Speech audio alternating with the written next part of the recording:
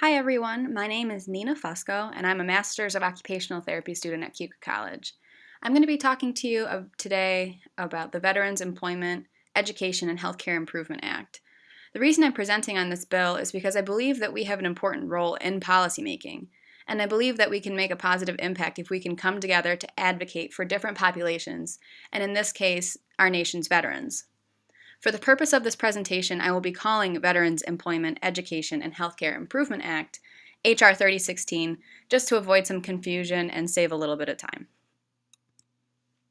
All right, so to get started, H.R. 3016 is a federal bill, and it was originally sponsored by Brad Wenstrup, who's a representative out of Ohio. H.R. 3016 has 15 co-sponsors from both Republican and Democratic parties. It passed the House in February of this year and has sat in the Senate ever since. H.R. 3016 has 5 titles, and I've outlined them here in the slides. But if you would like more information about the details of this bill, you can find a link to the bill in my references. What I would like to do is to highlight the pilot dog training program here in Section 1, in Title 1, Section 106. So I'm going to go through these slides just so you get a quick idea of what we're looking at.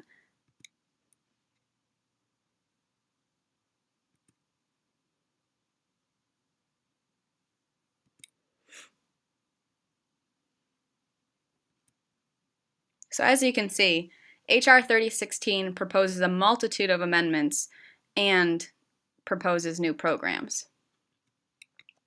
Now, it is possible that the cost of H.R. 3016 may have hindered support in the Senate.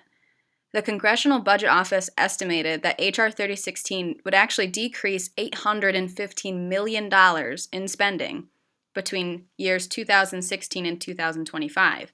However, it is estimated to cost $234 million upon implementation in the same time frame. It is difficult to weigh the benefits of having H.R. 3016 that are not monetary in nature. One cannot place a monetary value on having the ability to access health care to take care of a newborn in distress, or to place a dollar amount to the potential lifelong benefits of receiving a therapeutic dog training program for veterans recovering from PTSD. Additionally, other barriers to H.R. 3016 are lack of media support, which can lead to lack of public attention, fragmentation and competition in the political realm, and time. All of these factors play a role in the fact that H.R. 3016 has sat in the Senate so far. These are some of the groups that supported H.R. 3016. Both veterans of foreign wars and disabled American veterans wrote letters of support to Representative Wenstrup in support of H.R. 3016. Now, Veterans of Foreign Wars has approximately 1.7 million members, and Disabled American Veterans has 1.3 million members. American veterans list H.R. 3016 on their legislative action page. So that's how I found that. So you might be asking, what's the issue? Well, as it stands, the pilot dog training program is put in the sole custody of recreation therapy. This means that if there was a center that qualified for the pilot program but did not have recreation therapy, veterans would not have access to this service. Historically, canine therapy programs offered to veterans have an entire team of professionals. This includes occupational therapy, recreation therapy, social work, the veteran themselves, and dog caretakers. So PTSD affects approximately 7.7 million people in the United States.